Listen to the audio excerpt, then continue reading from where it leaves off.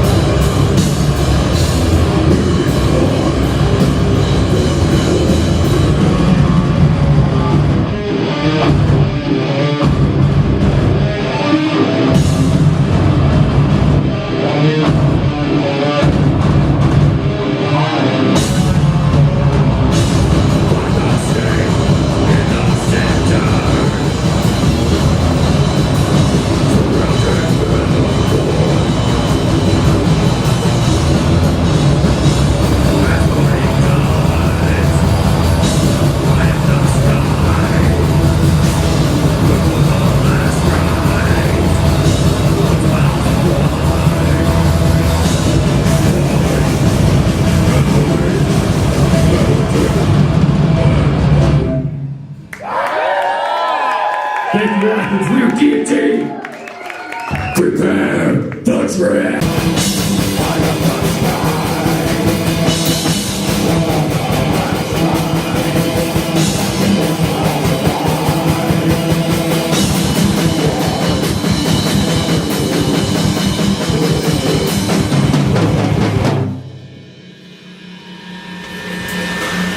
Wear your forearm out. Yeah, it's fucking pick hand. Take exercise there. Adam, Yes, sir. when did Guillotine start? Well, there's two answers to that, I guess. Is we, back in high school, we started like 2002. We ran from 2002 to 2005 or 6. And when he went off to college, it kind of killed it. And then this incarnation of Guillotine started in 2014. We started writing the riffs and trying to find members. And but we didn't get Evan until December 2016, I believe. It was In a couple of years now. yeah, 2 years, 2 months. might have been November, but it was late 2016 we got him. Yep. I started gigging pretty soon after that in 2017. Yeah, wasn't it like April 2017? Early. No, we. That was before Let's It was that. the day February. after St. Patrick's Day. That's February right. That was gonna go to 2017. shit. Started playing shows around Athens, Atlanta. Evan, how did you meet Adam and Lance? Shoot. Well, I met Adam first. My band, Wicked King. We needed a bass player. And, it was, believe it or not, Craigslist. Where it's not always shady shit that goes on at Craigslist. So, yeah, just kept looking for bass players for Wicked King. Adam needed a drummer for Guillotine. Now we're both in both bands. Yeah. Jamming out, rocking as hard as we can. Who's the leader of Guillotine? Me. Me. That's me. I don't know. We're kind of a equal democracy. I'd say that as far as like booking and social media and stuff, like Adam and I kind of do all that stuff, but we, it's never like a unilateral decision for anything. We always check with, Evan, make sure he's, can do this show or that show, or there's times where like if Adam's like, I know he tells me in advance, like, hey, I'm gonna be at work for this day, I can't look at anything. If this pops up, go ahead and pull the trigger on something and post it, whatever. So sometimes something like that will happen where one of us will make a unilateral decision, but it's already agreed upon in advance, where like, this is what we're gonna do. If it comes up, you made a decision or whatnot. Who writes the songs? It's pretty equal, actually. Yeah. The way it started, so we wrote a lot of the first album before we had met Evan. So the way it was, me and Adam wrote the riffs basically for all that. So basically, we have two different styles of writing, and there's really no song that's 100% mine or 100% his, because it just wouldn't sound the same without, because we both have completely different ideas. Adam's, I don't know. Well, normally Lance, like the way I see it, Lance comes up with the raw material of like a killer riff, and I kind of tease them together. He's like the piece of marble, and I'm the sculptor. The way I see it, he most of the awesome riffs are his, and then I'll tell him, play that again, and then I'll have another riff that's that fits it, and we piece it together that way. And now the new stuff, having Evan his input on it too, like so with the drums, that's very helpful, but also just the arrangement. And sometimes Evan will say like, we need to change, maybe we should do this right here instead of that, or maybe shorten this, or play something, a little bit longer or whatever. And so he's definitely put his influence in the new stuff too. So it's a three-part beast here. And actually, you brought some riffs up too and stuff, so it's, he's bringing some raw Little material. contribution. Team effort.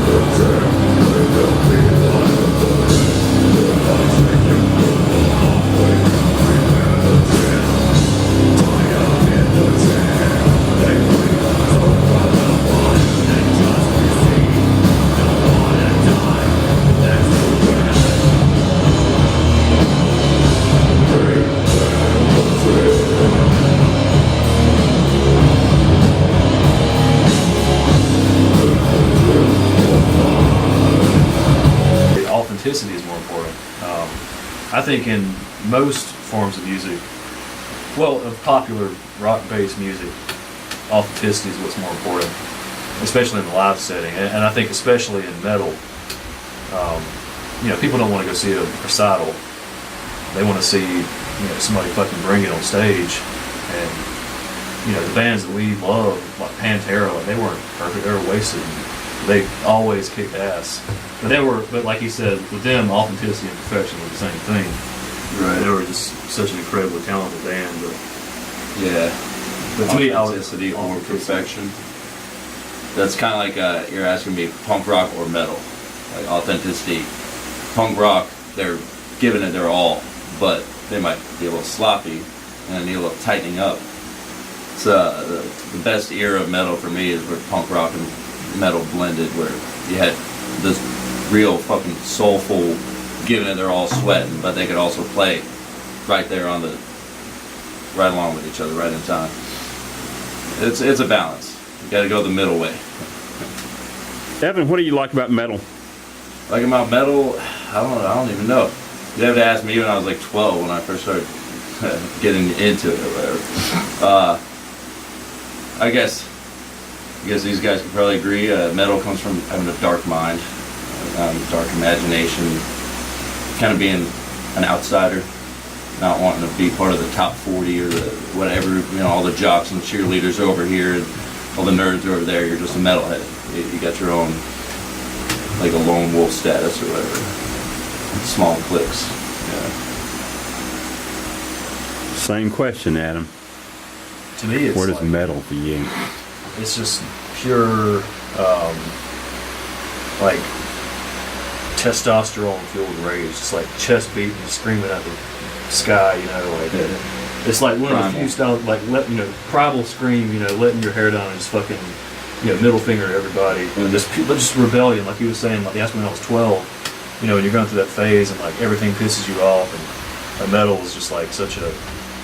It embodies that spirit of like revolt and like doing your own thing to me. It helps us look back in the evolution of man back when we were cavemen instead of gentlemen. I think for me it's the emotion that it invokes. I mean, like when you're playing that song that has that hook to it where it's just you can't help but bang your head or just like it makes you move. Like you actually feel the music more than The power of the riff compels me. Yeah, exactly. Yeah. So like you may be driving and all of a sudden that breakdown or whatever kicks in and you just like you just can't help but like move your head. And also it's like a beautiful anger in a way too. Like if you're pissed off about something, you put in Pantera fucking Hostile, and like instead of like actually bashing somebody's face in, you just play that and vent, and it's a good medium to release any type of negative emotions as well. So that's for me, that's what I think I like best about metal. There are times when like you're having a shitty day and traffic getting here and bills to pay. You're stressed out with life and you're just mad. And you come in here and you start playing this angry sounding music and you feel better. Oh, that's right. Yeah. Like he was saying, it's that release of all the negativity. And people think, oh, you listen to metal, you must want to kill yourself. You must want to kill people. But like it's like you said, it's a healthy outlet to purge all the life sucks a lot of the time, and it's a good way to get it out of your I can speak system. from personal experiences other times. Like I'll come straight from work and change clothes, and then we come down here, we're starting, and I don't want to get too much into that part of my life, but I have a lot of shitty days where it's like I'm just really, really pissed off, and coming down here, and I might not be in the best mood, but we get about 2 songs in, and everything starts getting a lot better then. So it's a very good therapy.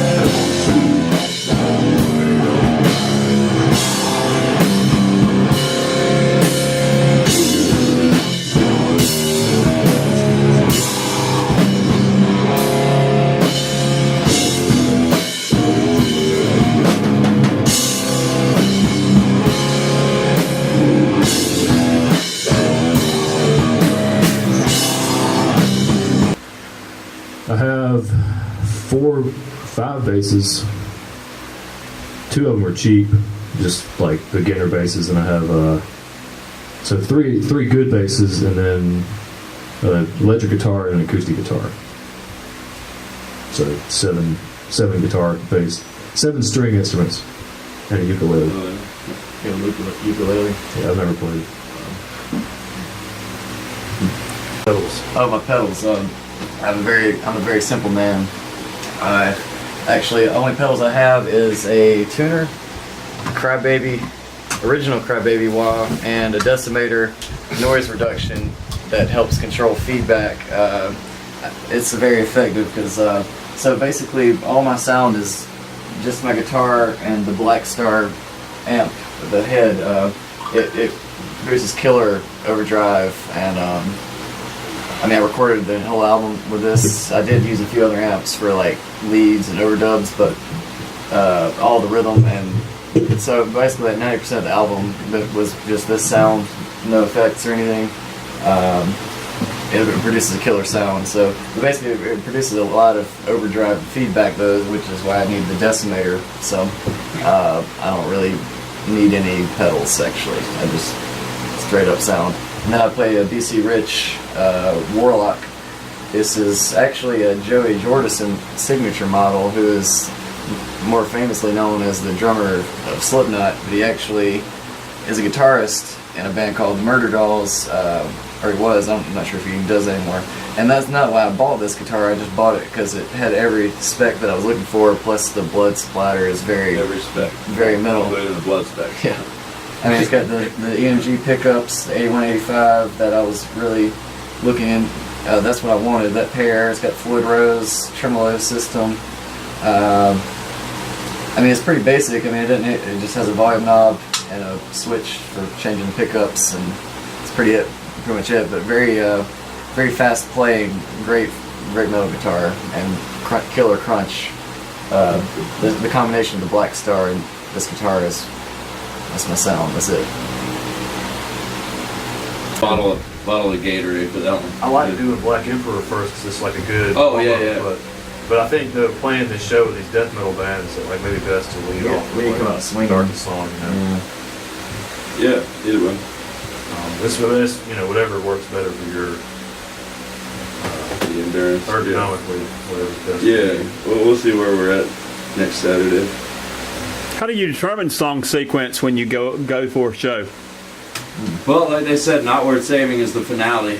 It just has that sort of feel to it that's like Climactic. Yeah, thank you, climax. It makes you want to climax.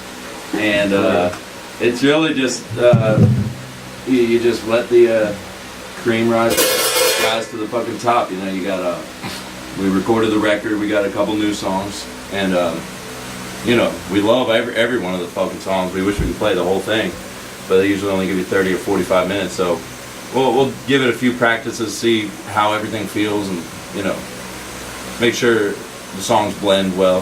Well, sometimes we organize the songs based on what bands we're playing with. Like if we're playing with like more like doom bands, we'll open with Kraken or Black Emperor. Yeah, the like with for Cannibal Corpse. I mean, we started right off one with of the biggest Hammer. death metal bands of all time, if not the biggest. And we started out with Hammer, which is our new song and probably our heaviest, I think. Very technical. Just the lead-off song is typically where we, base it on the kind of show it is, but always closing. I also like to make sure we do kind of mix it up, like slow song, fast song, slow song, fast song. Make sure it's not repetitive in the style. Which ones? Don't want to do all the fast ones and then all the slow ones. And I like to change the setup too. If we're going like the same venue, like we're playing in Caledonia, for example, and then we play Caledonia again 3-4 months later. I like to change it up so that people, they don't see the exact same show every time. There was a while when we first released the album where we had our set that we played. I mean, it was almost like we were on tour. It felt like, because we played that same set like for it was almost a year. It wasn't a year, but it felt like it. Finally we just like, all right, we got to change it up. And now we have Hammer. We were working on other new songs, working on a new album right now. But changing up the set when you play in at venue repeatedly is really important. It's like when your house catches on fire and you gotta choose which children to rescue. You can't get them all, but you gotta get like 30 minutes worth of them out of the house that's on fire. Something like that. What bands influenced me? Cannibal Corpse, Satyricon, 6 Feet Under, Pantera. I was really into Shadows Fall, Lamb of God in the early 2000s, so that was a really early influence on me. Cradle of Filth is another big influence on me too, so I have a really kind of weird... Actually, Cradle of Filth in some ways is one of the biggest influences on me. Like, they're not... I know a lot of people bash on them, so they're not like true black metal or whatever, but the guitar work of Paul Allender is really something I try to emulate with a lot of our music. So that's a whole other topic, but those are probably the biggest bands for me. A lot of what he said, Satyricon, 6 Feet Under is real big for me, and you can hear with the bass sound. Enslaved, and a lot of people, I love black metal, but my favorite of like the black metal-ish stuff is like the more modern stuff where they can, put more atmospheric, progressive rock in with the black metal, but you can't beat the classics either.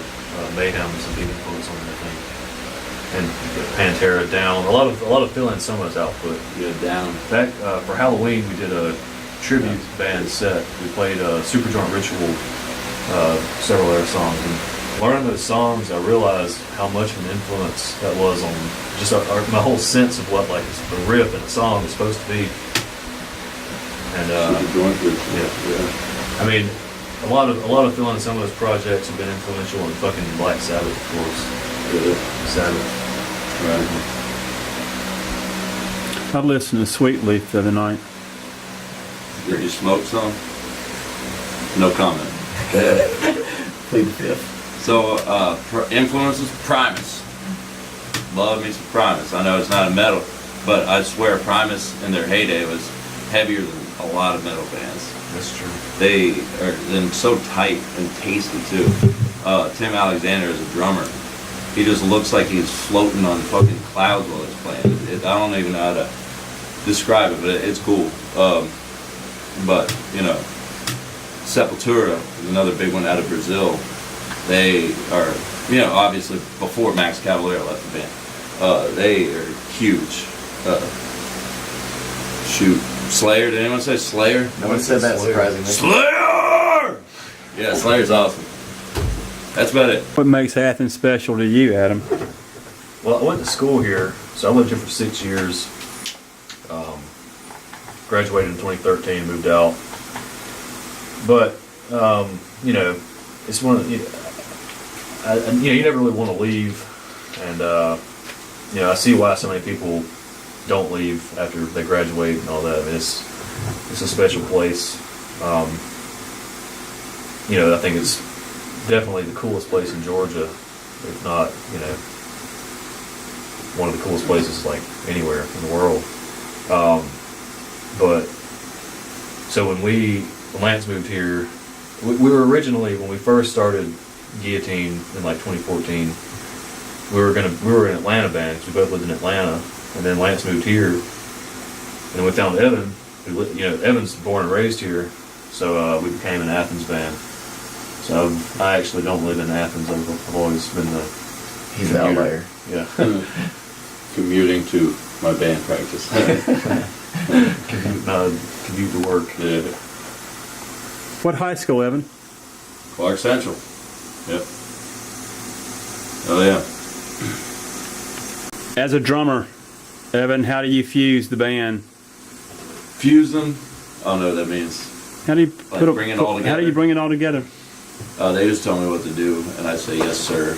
Yes, sir. Yes. I don't know. It's a tough question. If I can really speak to the new songs that we're writing now, they just kind of come together. You got to chip away at it. Stuff doesn't happen overnight. Now, good songs can happen really quickly, but most of the time it's like you got incarnation number one, and then a month later, it's suddenly a new thing, more formed, and just using the influences that we got. Try to keep things simple, especially in Atlanta, but all over in the metal world. It's like there's a need to be technical. Metal is like often it's almost like classical music in that like people want to be complex and really technical and like all over the place with the time signatures aren't 4/4 and all this stuff. But I try to keep a basic approach. There's nothing wrong with a nice 4/4 beat in my book. That's all. What most of my favorite bands usually stick to 4/4. So And that's the most satisfying sound. Now we'll go into 6/8 every now and then or whatever. Not to get too technical stuff, but like You can't shake the booty in 17/8. Yeah. It's there's a lot of progressive metal out there that gets way too heady and mathematical for me. I respect it, but I prefer me some good, straight up beats. And that's they bring the riffs, and I'll put whatever I can to it. Try out 3 or 4 different beats on one riff, and usually 2 of them will be like the gold ones.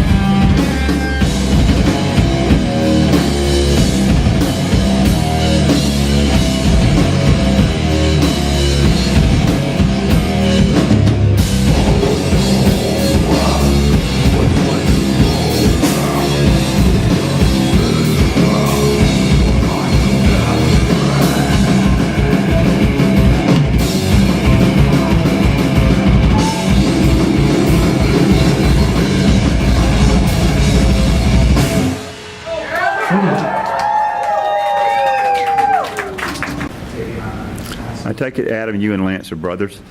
Yes. What's it like working with a brother? Well, it's frustrating sometimes. We do get at each other's throats every now and then, but that's just brother stuff. But then, there's a chemistry there that you can't replicate with somebody you're related to. And not to compare ourselves to famous brothers, but I think it definitely goes a long way with how we write music and the way we sound. Who's the motivating leader of Guillotine? I'd say we all kind of play a part into It's a it. big tug of war, really. It's a tug of war. It's weird they say that. It's